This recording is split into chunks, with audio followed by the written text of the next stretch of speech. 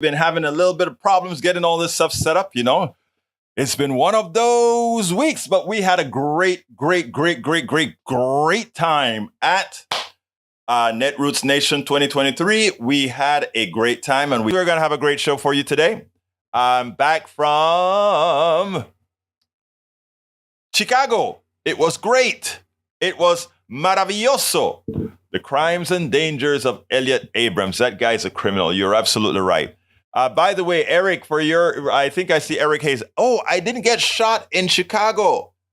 I didn't hear about anybody getting shot in Chicago. Beautiful place. Beautiful, beautiful city. Everywhere has its bad places, but Chicago, the third largest city in the country, it was a beautiful place. I've been there several times without a problem. Maywood, good afternoon. E2247, good afternoon. Bridge MCP, good afternoon. Lee Grant, good afternoon. Thank you guys for being here. Guess what? At the end of the video, as I promised, for all of those who provided the support for the trip, we didn't meet our goal, but you still have time to support the trip. As it turns out, you'll see at the end of this video what I actually did. Anyhow, I want to play a video from a friend of mine. He's now the mayor of a town in North Carolina, another activist that decided to go out there and change things. And he's been working at it. He has a project called the Black Men Voter Project or something like that. But anyhow, let's go ahead and listen to the first interview. I played several of them live when I was at Netroots. But I want you to check this one out, and then we'll take it on the other side. Welcome to another edition of Politics Done Right. Hey, folks, when I talk about the activists of activists, I'm not being overblown. We are here with Mondale Robinson. Mondale, how you doing today, my brother? Great to have you here. It's good to be back. It's good. I owe you this. I'm behind. Actually, you stood me up the last Netroots, man. I'm hurt. Charge it to my head, not my heart. Okay, I know it's not your heart. Anyway, look here. You've been doing a lot of great things. You have a new organization. Well, it's not new anymore, but you have an organization that's really getting voters engaged. Talk to me a little bit about it. Yeah, man. Black Male Voter Project. We're going into our 5th election cycle right now. Mm-hmm. So she's no longer a baby. I know. She's a kindergartner now. Exactly right. And like kindergartners, she's learning so much more about black men specifically.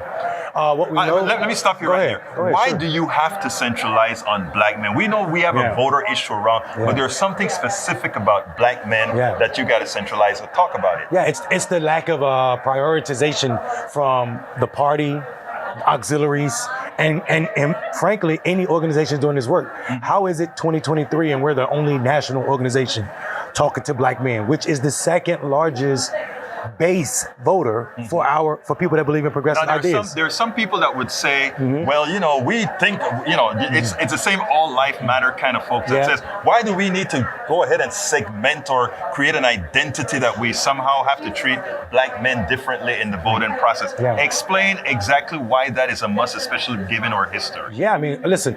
First of all, black men were the first guinea pigs for voter suppression. The 15th Amendment started what would become what we suffer from right now. And also it matters that to be black man in America is unique in a way that is horrible. Black men suffer the worst social markers of any demographic in this country. We have the shortest lives, the worst economic outcomes. We're more likely to be killed or targeted by police officers, and also school and the prison justice system is not working for us. So to be black men and not see your issues prioritized by a party that says they're speaking on your behalf is the absolute reason why Black Male Voter Project exists. It is interesting because I always talk to folks, folks would always talk about identity politics. We need to get away from identity politics. I said we can only get away from identity politics. We only can get away from women's issues, men issues, black men issues, etc. when identities don't matter. And at this point in our history, identity matters. Expound on that. Yeah, I mean, getting away from identity politics sounds like a talking point for Republicans. Right. It's the idea that you don't need to be woke. the anti-woke mob or the woke mob, whatever they want to call us. Think about that in terms, who wants to walk around sleep? What are you trying to hide from me? What do I need not know for you to suffer from your politics? So this idea that you don't need to talk about identities is to say that I don't need to say what's really ailing me. I don't need to talk about what's killing my communities. That to me goes against everything I stand for, not just politically, but religiously.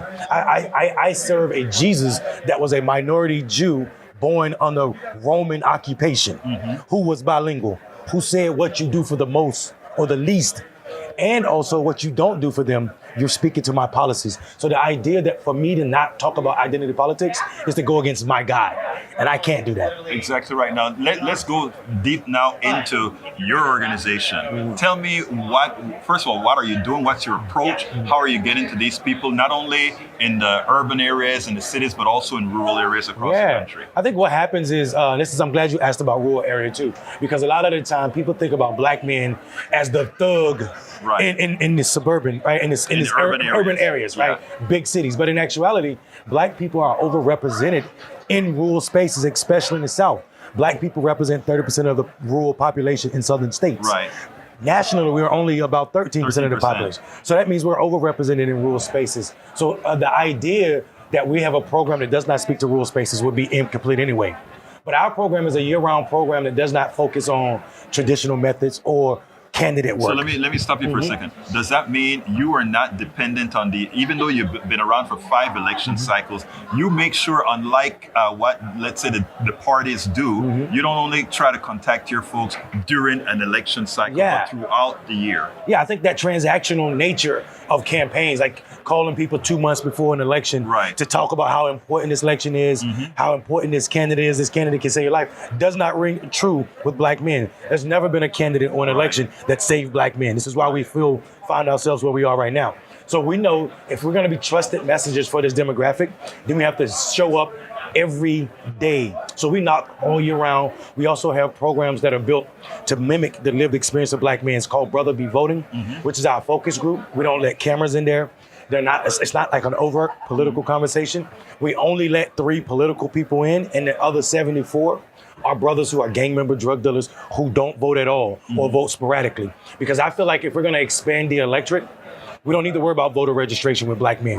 We don't have a voter registration. We don't have a clientele problem. We have a product problem. People aren't buying the Democratic product, right? 72% of the black men that are registered in this country right now either did not vote or only voted in one of the last 3 elections. Listen to me, 73% of black men that are registered to vote in this country is rejecting our politics.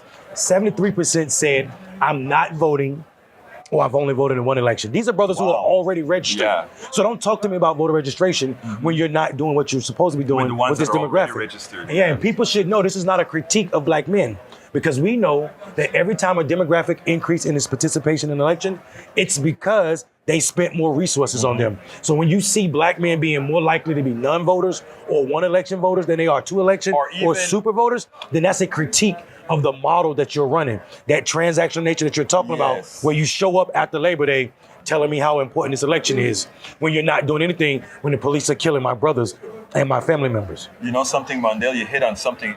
I've been concerned watching how many, let's say, black men starting to jump on the Trump bandwagon. It's not many. And I know it's not many. I'm not trying to make it many, but I'm saying that any would. Any would, right? Believe it or not, speaks to what you're saying. It has been transactional. And somebody says, well, I've tried this, I've tried that. What the hell? Let me just try something else. And I mean, so the beautiful part of it is black men aren't growing their support for Republicans, right? There's always, since the switch in the 60s, right? Since... Explain that, because a lot of people have... You know, one of the selling points and the parties is like, hey, remember, the Republican Party is the ones who signed the Emancipation Proclamation, and the Democratic Party is the one who was into segregation back in the... Explain to folks why that is a silly argument. It's a silly argument because of the same reason Ronald Reagan was a Republican. Let me explain what I'm talking about. In the 60s, there was a woman. There was a lot of people. But let's be clear. It was the work of a Southern black woman, right? You know what I'm talking about? Yes, of course. Okay, that said, I'm sick and tired of being sick and tired. I know. Right? And she argued and made the Democratic Party seat black people at the 1968 convention. Right. Right? And when black people got seated by the Democratic Party, all the racist white Democrats left the party And formed the Republicans, the Dixiecrats, and the New Republicans. Right. One of those Democrats that left the party that year was Ronald Reagan. Right. Right? Oh wait, believe it or not, I didn't know that. Exactly. It was Ronald Reagan. Maybe right? that's why he started his campaign the way he did. And that's exactly why. Yeah. He went to Mississippi, Right. to Philadelphia, Mississippi, Right. to send a point to white racists that, But I hey, just I'm learned with you. something, Mondale. I did know Reagan was a part of that cabal Yeah, that led. absolutely. Okay. Reagan, Strom Thurmond, all of them. So what happened is this idea that Lincoln Republicans are now Democrats. Mm-hmm. So people, that mixture, so I literally just screamed at Jesse Waters on Fox about this. Like, you're out of your mind. Your Republican Party is not the party of Lincoln. Exactly. You're not the party of Lincoln. That's almost like me saying, I'm the same as Frederick Douglass. Exactly. I'm not Frederick Douglass. Right. I would have never went to the Hayes administration. Right. I would have never talked about black people not needing education. Right. That wouldn't have been my stance. So people need to understand that history matters for a lot of reasons. I'm glad you especially brought that up. I am so glad because that is almost blasphemy in It is. in some It is some blasphemy. in some black environments that would be blasphemy. It is absolutely. Anybody that understands black history, it's almost like saying I'm the one that freed you, but also check this out. Yeah. Check this out. I'm the one that freed you from slavery. But then you discount the fact that in the 60s, you're the one that said I shouldn't be able to vote. Exactly. You're the one that said I should be killed for talking to or competing with white people. I want to say something here to the audience. Let me tell you something, guys. One of the reasons it's important to hear all perspectives, right, is because even things, you learn the myth about Frederick Douglass, you learn the myth about Ronald Reagan, you learn the myth about all these things. When you have folks that are not distilled by the history that been anesthetized or sanitized that you get in school, it's the best way. Yeah. I learned something today. Yeah. Continue, Mondale. Yeah, so I mean, listen, talking to your audience, I would challenge all of y'all to stop thinking of the United Daughters of Confederates as the women who made the monuments, all these Confederate monuments get put up. And think about what they did to our education. Right. If you dive into the United Daughters of Confederacy and see what they did to the Southern education, how they banned books, banned books, any And book did that they just start? No, they banned, the United Daughters of Confederacy banned books right after the Civil War. Right. So if you said anything negative about Confederate soldiers, if you said anything negative about the Klan, then those books couldn't be in Southern schools. Right. The idea of the lost cause that supports white people and white supremacy, and that there was Northern aggression, that's why Southerners fought the Confederate War, all of that was taught through the USD, the United Daughters of Confederacy's control over Southern schools. If you consider that, and you see where we are right now, where you have Florida and other states banning books, we are about to face another generation that is completely ignorant to what really is happening right now. About that, you're so right about that, but we are already ignorant from a sanitized history that we learned here. Come on, Christopher Columbus was a hero and not a killer, right? Right. The things that we've learned in the country and that is now called woke because we decide to tell the truth. Right. It's amazing. Well, I mean, and the funny part is all you got to do is say, yeah, I'm woke. Like, if you think about what they're saying, the anti-woke mob. I want to be woke. Listen, exactly. Who wants to walk around sleep? You're going to bump into shit. You're going to trip over stuff. Right. Excuse my language. Right. But let's be honest. Like, this idea that you're telling people, be anti-woke. Right. And we know what it is. Woke is the new N-word. Right. You went from thug to woke. You're literally saying you have to be anti-black to be a part of this. Let's think about the history of the word woke. It came from Marcus Garvey. Right. It came from black people saying stay woke, to be aware of what white supremacy can and will do to you. Right. Or what it is doing to you. So they definitely want their parties to be anti-woke. They say woke mob and sound like clowns. Right.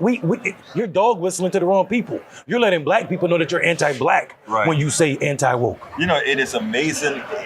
What gets me is that in this year, we still have to fight these issues. And I'm not talking about fighting this one. I'm talking about that we still have to go through the psychological impacts of this kind of stuff. And anyway, to close this stuff out, brother, give the audience a closer. I mean, I think they've gotten a good education right now. Give us a closer. I would say to your audience, to you, to anybody that can hear me in earshot, to truly discount everything you've learned about electoral politics and also the status quo.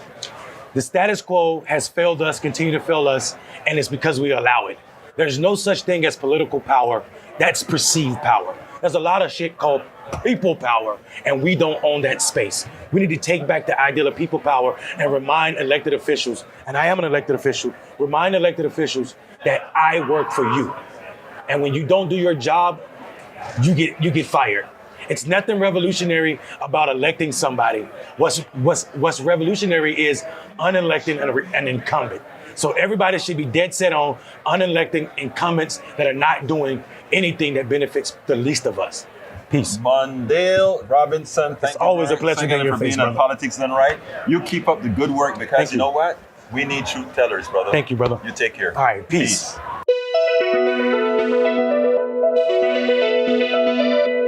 We spend a lot of time deconstructing the news, trying to parse it into a form that everybody can understand. We try to find those little nitpicks where it flies above the fray, etc. If you really like these videos that we do, I want to ask a big favor. Please go ahead, number one, subscribe to our channel, and number two, please join if you can. Thank you so kindly for watching. Keep watching. Please remember to share.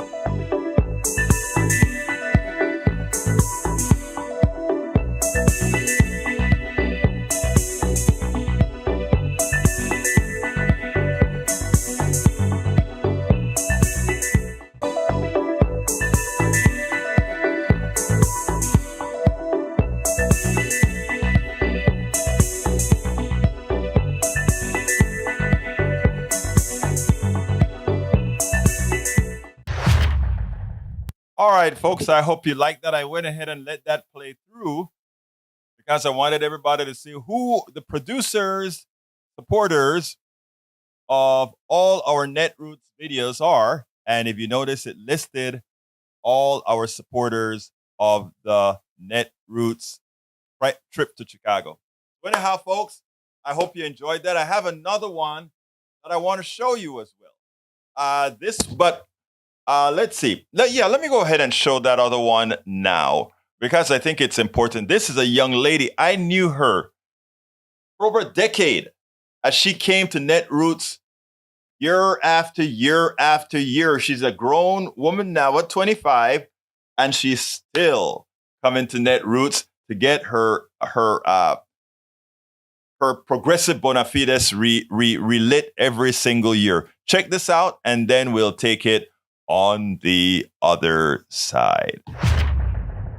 Welcome to Politics Done Right at Netroots Nation 2023. And who do I have the honor to sit with? The one and only Ali Thome. Ali, I met you when you were a little girl coming with mom and dad to Netroots. And I tell you something, to watch you grow up and become who you've become, it's great. Why don't you tell me about your Netroots and experience from the time you started coming out here? So this is my 10-year anniversary of coming to Netroots. So the first time I came, I was 15. But my parents have been attending Netroots since the very first one. So I think they've both got their 15-year buttons on. Yes. So I grew up so excited for the time when I finally felt like I'd be ready to go and enjoy and have fun. And I just immediately jumped into volunteering because that's what my parents love to do too. But you know what is interesting, Ali? You've been named the mayor of Town Hall this year, correct? The deputy mayor. The deputy I'm mayor. second in command to the wonderful Linda Lee, who runs this whole shebang in here. But let me tell you why. I think once before you were like sort of a leader on the floor a few years ago. What were you then? I was the deputy mayor then, so I'm always second in command to Linda, but it's still a very fine title. But it's not only a fine title, it's an important title because everybody knows you and you go around and you keep these things running just fine. Absolutely. Now, I'm glad that you spoke about your parents' volunteerism because what I think I want to impart to a whole lot of folks that are watching us right now is that parents matter and how you are reared matter.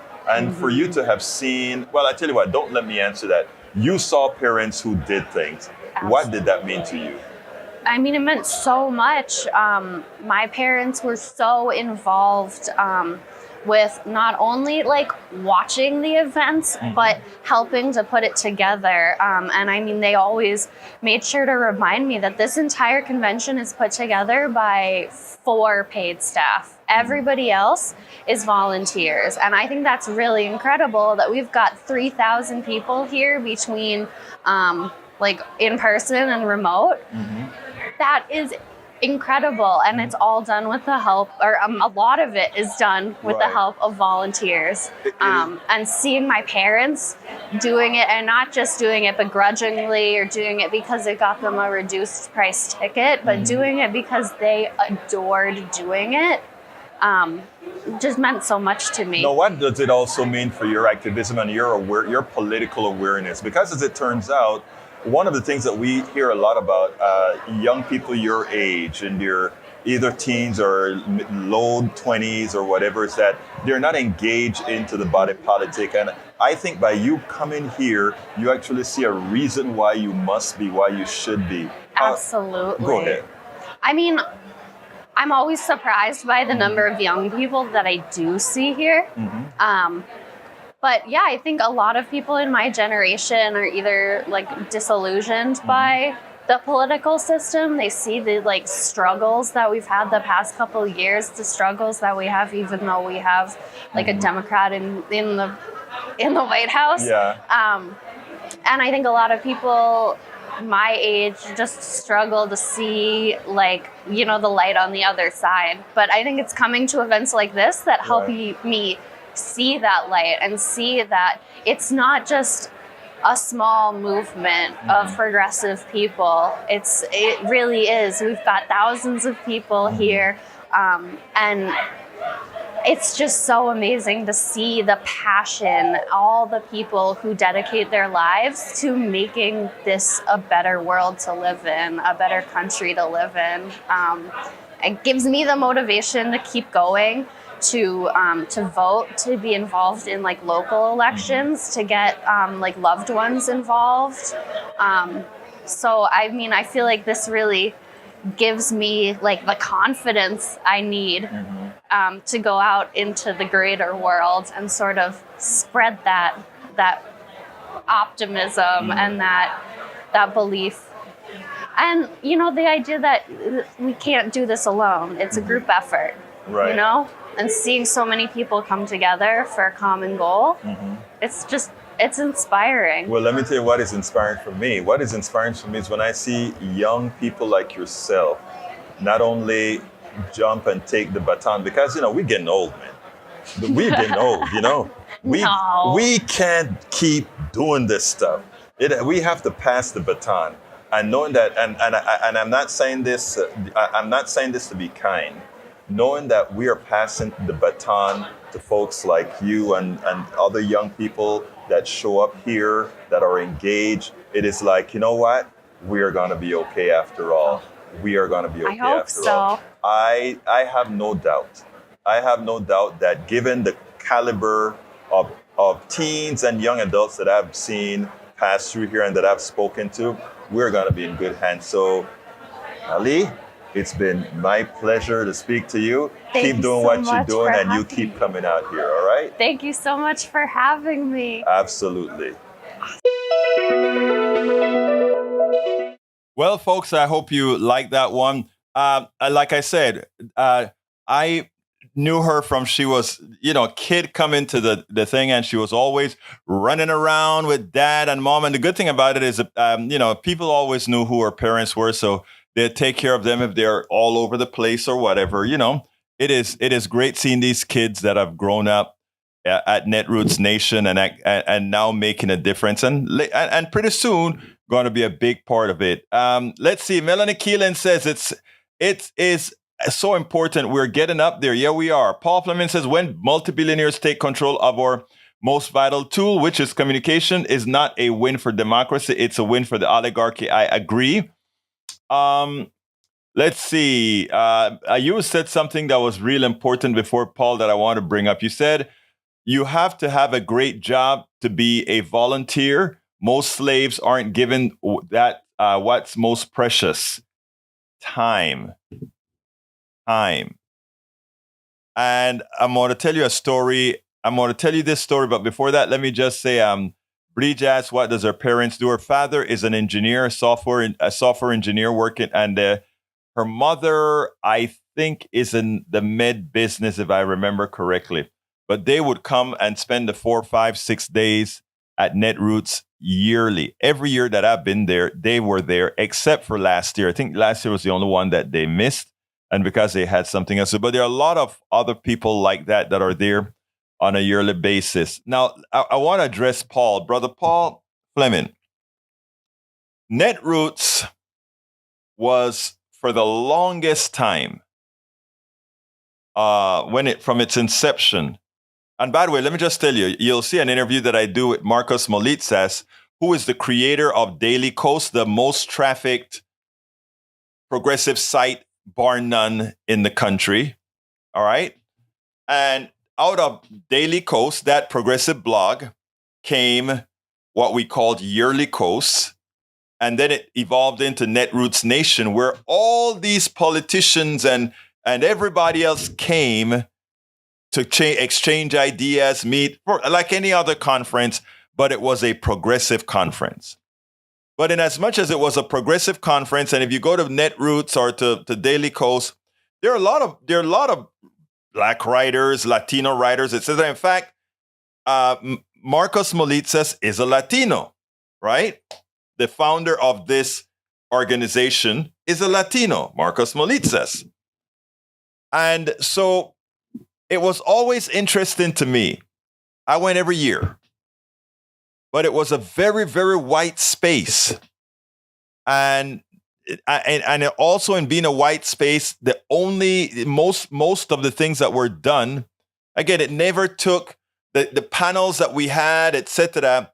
Very few times did they cover issues that really were BIPOC issues, things that affect Latinos, things that affect Asians, things. I mean, I'm talking in the aggregate. Eventually, the few Black folks and Latinos and others that went to this conference, they started to write in and say, "Look, this is not we're a progressive organization, and Netroots is about 19 years, yeah, and I've been attending for about, I think, 12 or 15, somewhere around there. But people were complaining about that, and they made a switch. Sometimes I think the switch was not sufficiently natural, but they did things like give scholarships, etc., for people of color to show up. And this goes into what Brother Paul Fleming had to say. In the aggregate, because people of color that, they either don't have jobs that allow them to travel, are not the ones generally chosen to travel to go to these conferences, or they just don't have that thing that Paul talks about, time. All right. We had a Netroots in Atlanta about 4 years ago, Paul. And, I don't know why then I didn't put one and one together so that we could have met when we had the Netroots in Atlanta. But anyhow, so as it turns out, they started to give scholarships to schools and different folks so that they could come into town. Some of them even got airfare. Some of them got rooms, etc. And they did that to try to say, we need to do something to equalize the floor. Now, a lot of Republicans would say, that's a handout, or, why are you doing things like that? It's not fair to others. Well, again, we're coming from where, and I hope my conservatives that are listening understand this. There is a built-in bias against people of color in the country, not necessarily, some overtly, but not necessarily overtly, but just by the reality of the country. When the laws in this country were written racially, and I'm talking about explicitly racially, because they're still written racially right now, but we can go into that another day. But when they were explicitly racial, they created inherent biases that goes on forever. And we can go into the prices of homes. We can go into the type of the credit that people get, and and the interest that is charged for one particular group versus another particular group. There are a lot of things that we can go into to show that the systemic nature of what this country has done to BIPOCs century after century is a result of what you see right now, the poverty rates that are higher, the crime rates that are higher. All those things have its genesis in the same place. And we as progressives, those of us at Netroots, had to realize that the solution to that problem had to involve those people that were oppressed. Henceforth, the scholarships, henceforth, centralizing several times on issues. If you went to a Netroots this year we had a huge overrepresentation. I'm talking about in the plenaries, etc. There was a very overrepresentation of blacks in these I said it first and now I missed it. Plenaries, right? And the reason why is more than likely the past underrepresentation that gave a skewed view of how things were. The same applied to affirmative action, etc. People will say like, well, how come they're giving more scholarships to X group and not this group? And you have to say the same thing. When X group was getting the advantages, all the country's advantages, of course, that is something that would have to be mitigated and then seen. Melanie E22 said, thank you. This is sad but necessary information.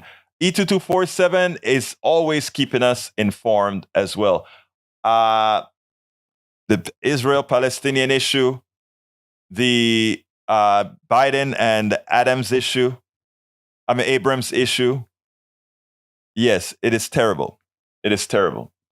Anyhow, so Paul, the reason why I wanted to expand on what you had to say there is that it is really an issue. I mean, from voluntarism, etc. And it creates a it's Egberto. It's not a pie.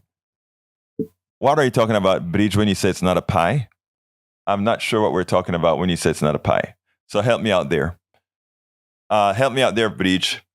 Anyhow, so as it turns out, those are important issues to take into account. Let me give another thing. You have progressives that are working hard to solve a problem.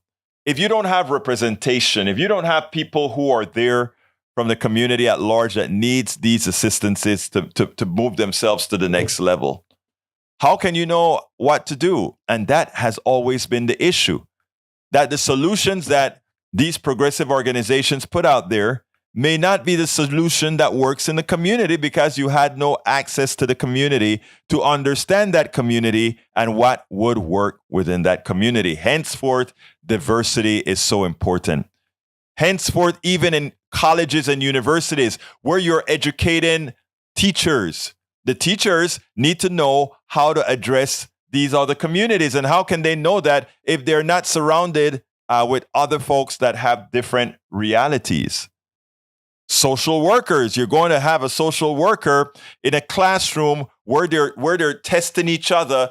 How can you not have a diverse environment so that when one side says something, the other side can say, well, remember this particular issue, it doesn't work like that. And I'm talking about it on all sides. On all sides. Egberto Willis, meaning when you all share the same issue, you cannot divvy it up into pieces. You join together, not a slice of a pie each. Exactly, Bridge. I get it now. I get it. Paul Fleming says, you're saying exactly what I was thinking. It's pretty. It's making me laugh. Everything I'm thinking, you're just saying out loud. Paul, life experiences, right? That's what it's all about. Life experiences. When I walk into America, my life experience was probably not much different than your life experience, Paul Fleming Sr. We handle it differently. I don't know how you've handled it, but I'm pretty sure you've handled it darn good if you've made it as you have. But I wrote the book Tribulations of a Latino Afro-Latino Caribbean man for that reason. You have to get that, you know? And folks, actually, you should go to Amazon and pick up you can't pick up my book yet. It's in online reading format at Amazon. Anyhow, let's go take a look at Christie. Christie is right, you know? Christie said, you know what? I am signing that contract. I want to debate. And I want to do exactly what Donald Trump did. You know, if it's good for Donald Trump, it is good for me. So therefore, I want you to check this out. And then we'll take it on the other side. A few of the candidates said, we are not going to sign that pledge that says we are definitely going to support whoever the Republican Party nominates as the person leading the party for the presidency. And we have heard from Texas who said it would be a lie to do that. Well, of course, you know, Donald Trump signed it back in 2016. And when it was asked on stage if he will follow his pledge to support whoever was the nominee if it weren't him, and he said to everybody, no. Well, you know what? Christie said, well, you know what? What's good for the goose is good for the gander.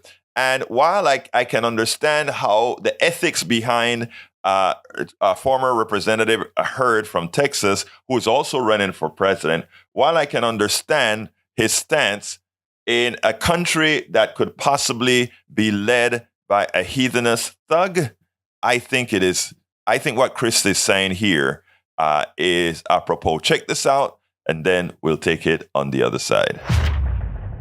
First debate, as you note, now almost a month away. I want you to take a listen to what your fellow 2024 candidate, former Texas Congressman Will Hurd, had to say about those who take the debate pledge to support the eventual nominee. This is what he had to say a couple weeks ago.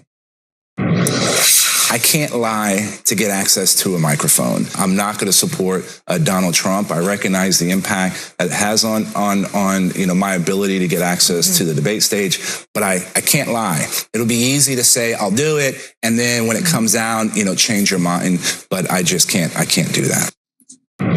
In Will Hurd's formulation, are you lying to make the debate stage by signing a pledge to support the nominee, no matter who it is, including if it's Donald Trump? Well, I won't see Will Hurd on the debate stage, and that's okay by me. The fact is, we've got to change our party, Jake, and change our country.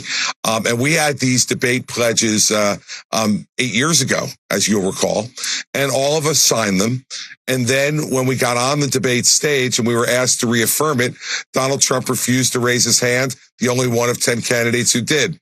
The fact is, he has set the precedent here, and I will sign the debate pledge, and I will take it every bit as seriously as he did in 2016. We understand what that said. I will take the pledge that I sign as seriously as Donald Trump himself took the pledge. I will take it as seriously as Donald Trump took the pledge. And I think that is, in fact, the right thing for Christie to do.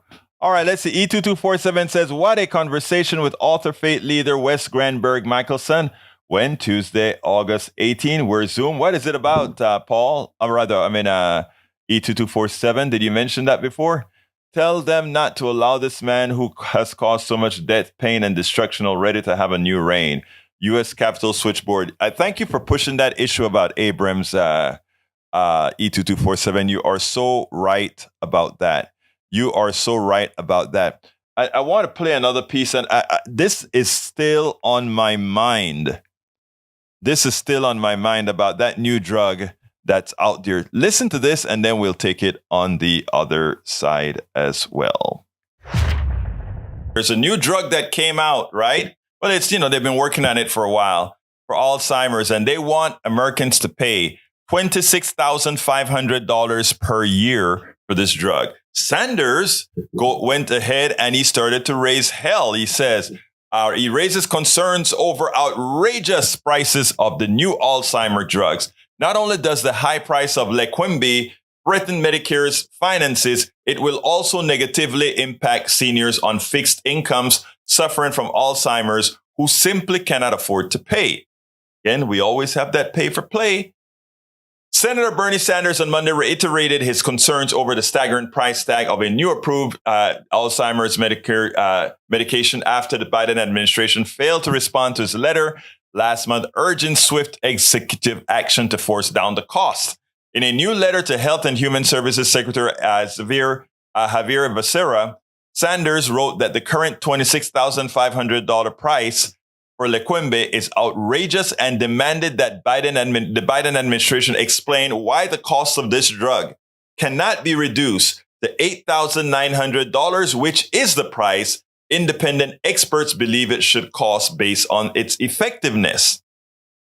Sanders, the chair of the Senate Health, Education, Labor, and Pensions Health Committee, raised particular alarm over the drug's possible impact on Medicare finances. Shortly after the Food and Drug Administration approved Leqembi last week, the Centers for Medicare and Medicaid Services announced that Medicare will cover the treatment broadly, a contrast from its decision last year to limit coverage of Adulhem, a different high-priced Alzheimer's drug. KFF estimates that if 5% of people with Alzheimer's disease use Leqembi, also known as lecanemab, Medicare's annual outlays for the IV infusion would be $8.9 billion, a spending increase that would push premiums up for all Medicare recipients. In other words, that $8 billion, $8.9 billion is a transfer of wealth from all of us, including higher premiums, to those rich fat cats who said, hey, people get Alzheimer's. We can make a ton of money off of their illness. See why I said that this type of stuff, medical expenses do not belong in the private sector, because since it is something that people want, they need, I'm ill, I want to get cured, we will pay anything for it. They know it and they bilk us for it, even as all of the research that go into all of these devices ultimately has a public component. The researchers were educated many times by public universities. The company's investment in these drugs many a times are covered by grants and universities. And moreover, even if they do some research themselves, if they lose money, they never lose money. Why? Because all that money that they lose is written off on their taxes on the profits of other drugs. So it's a lie to you. Whenever you hear they're not going to invent new drugs, if you don't allow them to overcharge you, it's a lie. But it's a lie that's not only known by like myself and many others. It's a lie known by the government. It's a lie known by everybody. It's a bunch of people fixing the cost of these drugs to transfer the wealth, to extract the wealth and give it to a few. We have to stop this. We have to stop this. As Sanders wrote, not only does the high price of Leqembi threaten Medicare finances, it will also negatively impact seniors on fixed incomes suffering from Alzheimer's who simply cannot afford to pay the 20% copay of more than $5,000 a year for this drug. With a median income of about $30,000 a year for seniors on Medicare, the purchase of this drug would amount to over 1/6 of their income. Just that one drug, not their entire healthcare bill, just that one drug. That is unacceptable, the senator continued. A prescription drug is not effective if a patient who needs that drug cannot afford it. Worse, it's not like that drug is so effective that it deserves the price. You know, the drug industry is the only people that charge you for the lack of performance. In other words, they have a drug that may help somebody live 30 days more, 60 days more on the aggregate. And they feel for that, they are willing to charge the arm and a leg. That is ridiculous. If I have a drug that's going to give me 60 more days on earth, I will give my daughter, my wife, and all my loved ones a big hug and say, I love you guys. You know what? I love you so much that it's time for me to go, and you go ahead and take that income that they would have ripped off from you to the drug companies. Please use that to have a better life. Please use that to soothe the pain of losing me, because I would have been lost anyway. Folks, we have to stop it. We have to stop this thievery. We have to stop this thuggish behavior by those who control our healthcare. We have to have healthcare for all. We have to take this country, not take this country back. We have to take this country away from those who have used us nothing more than slaves, indentured servants, and antiseptic slaves. We have to do better. We can do better. We must elect progressives who actually think about humanity before they think about anything else.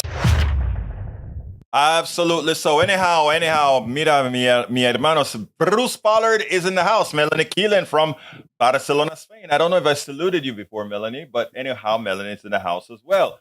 Hey, Bruce, why don't you call in? Bruce was out there at Netroots with me, and Bruce had himself a ball. You should call in and tell folks to use up some of this time and say, you know what? Let me tell you what's going on. Bruce, the number is 281-823-7747. If you're on the computer, I imagine you can call 281-823-7747. One more time, 281-823-7747. And don't forget, we are still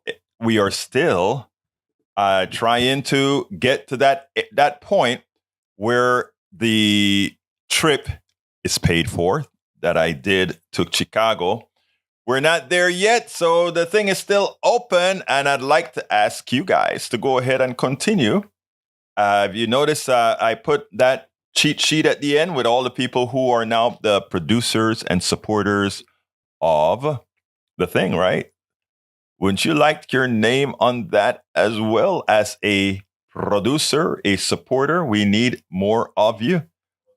Hey, wait, what's going on here? No, get out of there. All right, that's fine. All right. So anyway, folks, the telephone number to call in, if you'd like to call in, is 281-823-7747. One more time, it is 281-823-7747. Don't be shy, Bruce. Call in and tell folks your experience. Let them know that it's worth it. Tom C. says, catching the end of the show. Hope all is well in Chicago and elsewhere. Yep. But I'm back in Houston, Texas. It was a 4-day conference. Let's see. Egberto Willis. Oh, there is Bruce. All right. Let's see if it works. Let me get the echo off. Bruce, are you there? I'm there. All right. Good. Beforehand, though, I think they're going to get an echo. Okay. Let's see. Folks, can you hear Bruce just fine? I trust. Go ahead, Bruce. Hey, how are you all? We're back from Netroots Nation. I'm energized to go out and do some activism and moms demand action for gun sense. And they're going to have Gun Sense University next month in Chicago as well. My wife's going up to that. And we're going to try and work one thing at a time. I guess red flag laws are going to be our first big push, along with being smart and keeping guns safe for everybody by locking them up and making sure that we ask questions so that our kids don't get in the way of guns. Now, Bruce, why don't you tell us a little bit about your experience at Netroots? What's your thoughts about it? You know, let folks know, hey, maybe it's something that you should go to as well. Well, it's an amazing experience because they have a whole bunch of, in the typical conference, they have panels, and the panels I went to one panel that had a Moms Demand Action leader, but it also had 3 attorneys general. And they all were talking about what were the important things and how they could maybe get things better. And they're dealing with, in the Chicago and Illinois, they're dealing with trying to get the bail laws changed. And so they talk specifically about that. And the meetings revolved around local issues. And there were mostly local people there, at least in Chicago. And when you talked to them one-on-one, they were in touch with those issues. So you got a feel for what was going to be happening in that area so you could watch that. And you could also carry those ideas back. They also had training sessions that were simulations of situations that might happen in your group, that they broke up into little groups and you worked on them. And then the leaders from major organizations that had success came around and coached you. So it was great. Now, what did you think about the caliber of people that were attending? Yeah, so it was always the best. In the panels, they had the best people. In the trainers, they had trainers.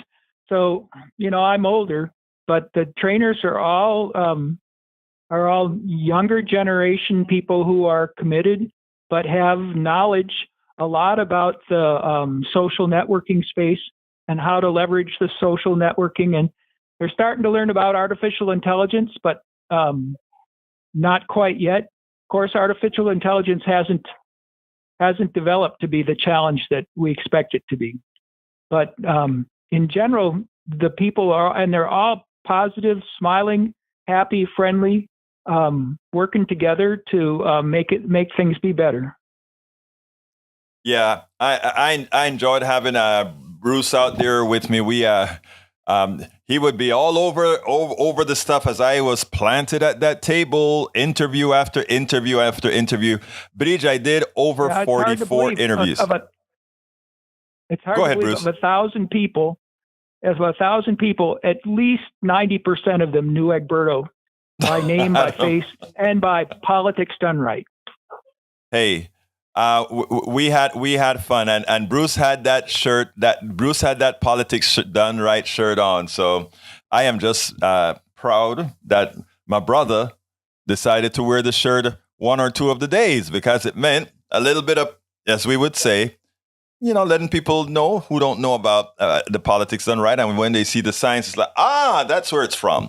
But anyhow, Bruce, it was great having you out there in Chicago, and I think it was a great experience. And for me, Netroots every year is a new experience and a great experience. And I think a lot more people that's doing this work should go ahead, because, like you said, the training is great. I think that it was really good for a lot of the younger kids in the Chicago area that came and participated. They have discounts for people like that, and the youth is great, but they're not real. They've got a lot to learn. Whereas, in the politics done right discussions that we have, we hit the broad spectrum and we don't use a lot of jargon. We get right down to the point.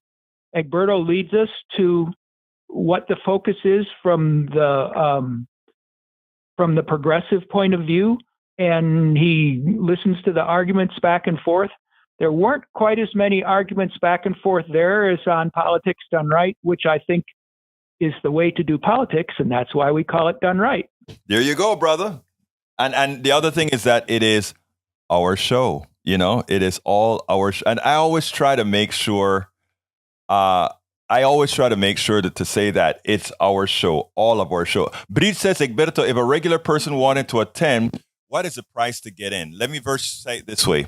I think it's about, what is it, Bruce, for a single activist? Do you remember what the cost is without? As a single activist, it was $300. But if you're a student somewhere, the price drops precipitously. And next year it's in Baltimore. Right. So that might be an interesting central place to bring the PDR posse together. And that's true. We could maybe haggle a discount for everybody, and at the same time have our own. We could get Egberto to do a training class with everybody or a panel. And, I like that. Bruce, that's why we always have people think about things, right? Because that would be a good thing. And I bet we could get a panel together for that. And Bridge, by the way, they give scholarships. So anybody, let's say that the price is high or whatever, you can get a scholarship for doing that. You can also get a scholarship for volunteering. You can sign up when you're signing up for these things. You can sign up as a volunteer by going to, I think it's netroots.org/volunteer and work with Will, which is my buddy as well, Will Easton. And more than likely, he can arrange it that you can go to the conference for free. They can't pay your airfare or your hotel, but and there are times when they even do that. So you never know. But again, for volunteering, etc., you can actually, there are a lot of ways to be able to go to Netroots Nation for free. Volunteering on the floor. And there's there's totally different kinds of people, whatever gender, whatever color, whatever background, whatever your thing is of action. There's everybody there. They're all talking together. It's the true centroid of intersectionality. Amen. Anyway, Bruce, we are at 4:01, so I got to get out of Dodge. So look, thank you. So first of all, Bruce, thanks for calling in. Number two, thanks for having been there in Chicago with me. We had quite a bit of fun. I mean, this, just empowering. That's what I should say. We were so empowered out there. But anyway, thank you, my brother. Yeah, no problem. And we're looking forward to Baltimore in 2024. Absolutely. Thank you, bud. Anyway, folks, we have to get out of here. My name is Egberto Willies. This is Politics Done Right. And you guys know how I end this baby. I am what? Out! We spend a lot of time deconstructing the news, trying to parse it into a form that everybody can understand. We try to find those little nitpicks where it flies above the fray, etc. If you really like these videos that we do, I want to ask a big favor. Please go ahead. Number one, subscribe to our channel. And number two, please join if you can. Thank you so kindly for watching. Keep watching. Please remember to share. We must populate the entire internet with our progressive message, a message that we know is what most Americans say that they want. So help us, please join.